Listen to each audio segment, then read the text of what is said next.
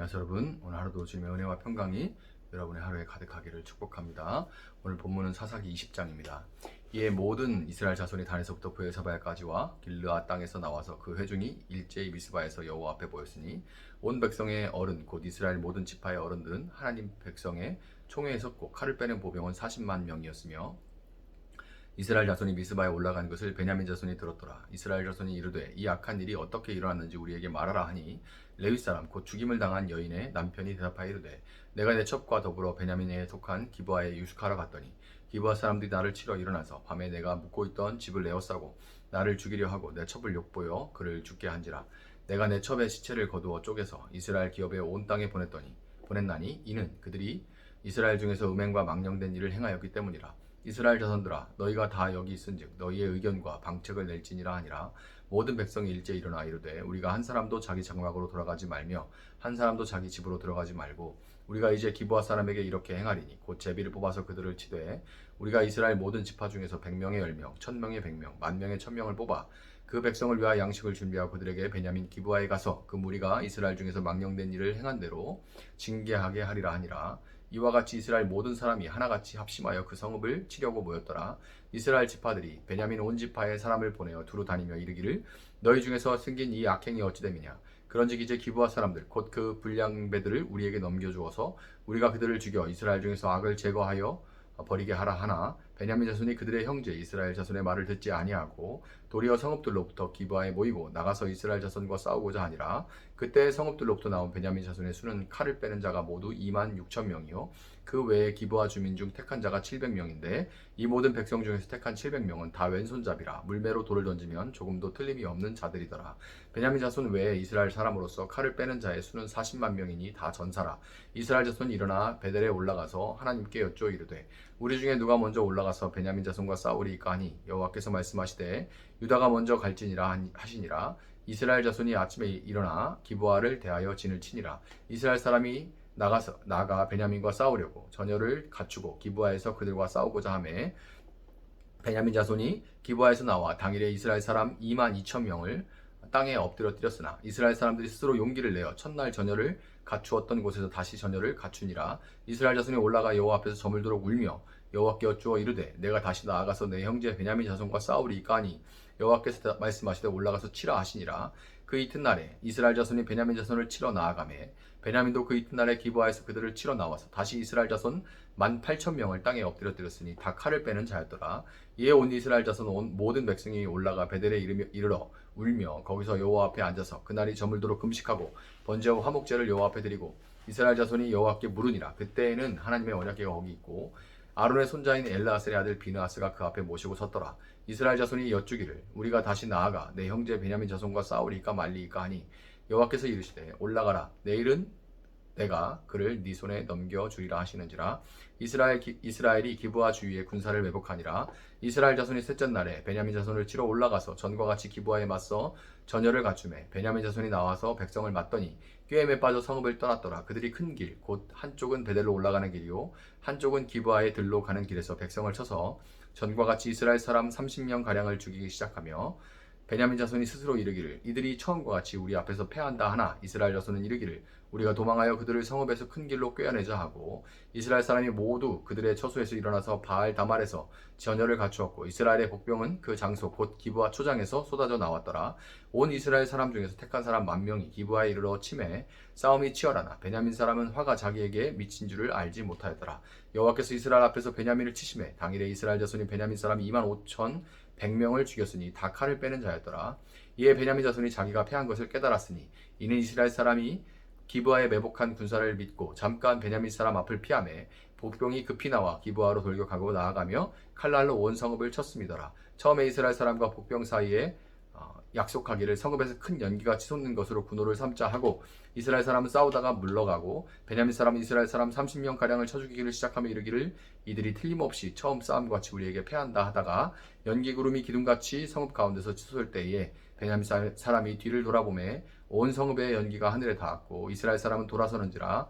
베냐민 사람들이 화가 자기들에게 미친 것을 보고 심히 놀라 이스라엘 사람 앞에서 몸을 돌려 광야길로 향하였으나 군사가 급히 추격하며 각 성읍에서 나온 자를 그 가운데서 진멸하니라. 그들이 베냐민 사람을 에워싸고 기브아 앞 동쪽까지 추격하며 그 쉬는 곳에서 짓밟음에 베냐민 중에서 엎드러진 자가 18,000명이 다 용사더라. 그들이 몸을 돌려 광야로 도망하였으나 림몬 바위에 이르는 큰 길에서 이스라엘 또 5,000명을 이삭 줍듯 하고 또 급히 그 뒤를 따라 기돔에 이르러 또 2,000명을 죽였으니 이날에 베냐민 사람으로서 칼을 빼는 자가 엎드러진 것이 모두 25,000명이니 다 용사였더라. 베냐민 사람 600명이 돌이켜 광야로 도망하여 림몬 바위에 이르러 거기에서 넉 달 동안을 지냈더라. 이스라엘 사람이 베냐민 자손에게로 돌아와서 온 성읍과 가축과 만나는 자를 다 칼날로 치고 닥치는 성읍은 모두 다 불살랐더라. 아멘. 자, 만약에 우리 교회에 경찰 고위 관료가 출석을 하고 있고 제가 음주운전을 했다고 한번 가정을 해봅시다. 저녁 먹으면서 기분 좋게 반주를 한잔하고 운전대를 잡았는데 갑자기 집에 가는 길에 평소에 안 하던 음주 단속을 해서 걸렸습니다. 이때 만약에 제가 경찰 고위 관료인 교인에게 전화를 해서 딱 한 잔밖에 안 마셨고 정신도 말짱한데 왜 평소에 안 하던 단속을 해서 잡냐, 이렇게 난 너무 억울하다 호소를 하고 그분이 따로 또 이제 전화를 해서 무마를 해줬다면 이런 일이 정상입니까? 이런 일이 정상이에요. 음주운전 자체도 엄청나게 큰 문제지만 그 전에 목사가 음주를 한 것 자체가 문제인데 그걸 억울하다고, 반대로 나는 이게 억울하다 이 말은 난 떳떳하다는 의미죠. 나는 억울하다고 전화를 해서 하소연을 한다면 이게 여러분 정상이에요. 또 뭘 잘한 일이라고 전화로 하소연을 하니까 그걸 무마해주고는 주의 종을 도왔으니 하나님의 일을 했다고 생각하는 교인은 정상입니까? 둘 다 제정신이 아닌 거죠. 오늘 본문의 레위인과 이스라엘이 하는 꼴이 딱 이 모양입니다. 사사기 19장에서 본 것처럼 레위인은 죽은 첩의 몸을 12토막을 내서 12덩이로 쪼개가지고 이스라엘 각 지파로 보냈고 관절마다 쪼갠 거예요.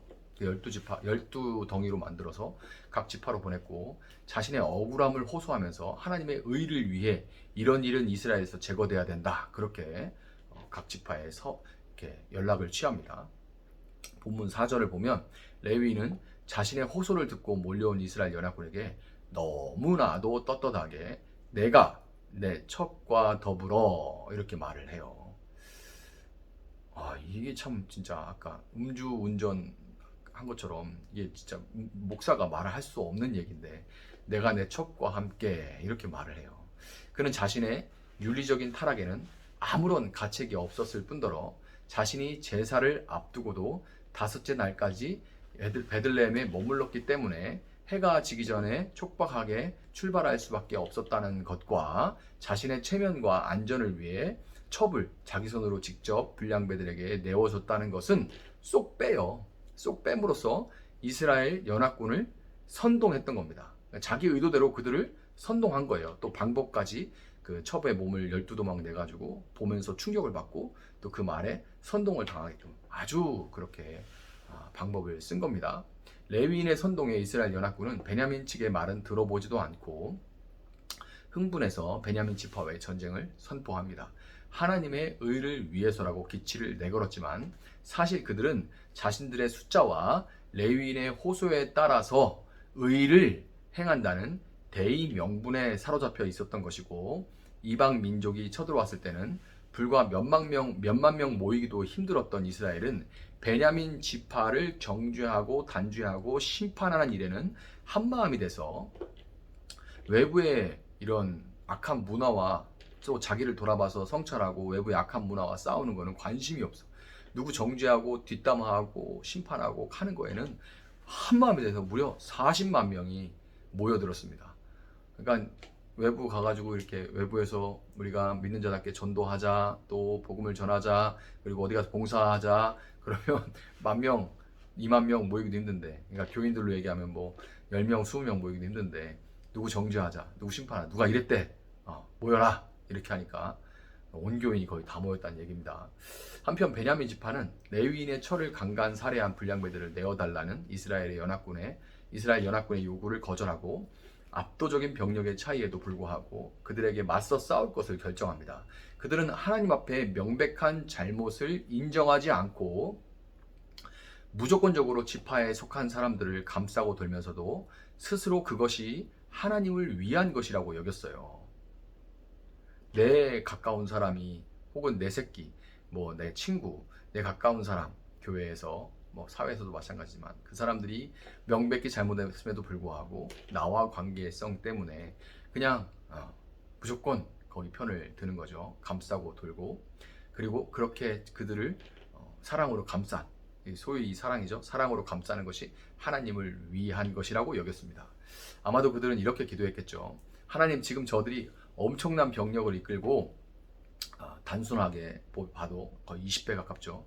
저희를 이렇게 어마어마한 숫자로 저희를 압박하고 있습니다. 저희 힘만으로는 이 40만을 감당할 수가 없지만 하나님이 우리와 함께 하시면 능치 못할 일이 없을 줄 믿습니다. 은혜를 베풀어 주셔서 승리하게 하여 주시옵소서, 이렇게 기도를 했겠죠. 여러분, 레위, 이스라엘 연합군, 그리고 베냐민 지파 모두 하나님을 지금 말하고 있습니다. 그리고 이렇게 하는 것이 하나님의 뜻이라고, 하나님을 위한 것이라고 그렇게 말하고 있지만 그들 가운데 정말 하나님이 왕이십니까? 지금 아니죠. 그들은 그저 자기 욕심 앞에, 자존심 앞에 하나님의 이름을 갖다 붙일 뿐인 겁니다. 전쟁이 벌어지자 이스라엘 연합군은 우리 중에 누가 먼저 올라가서 베냐민 자손과 싸우리까 하고 하나님께 묻습니다.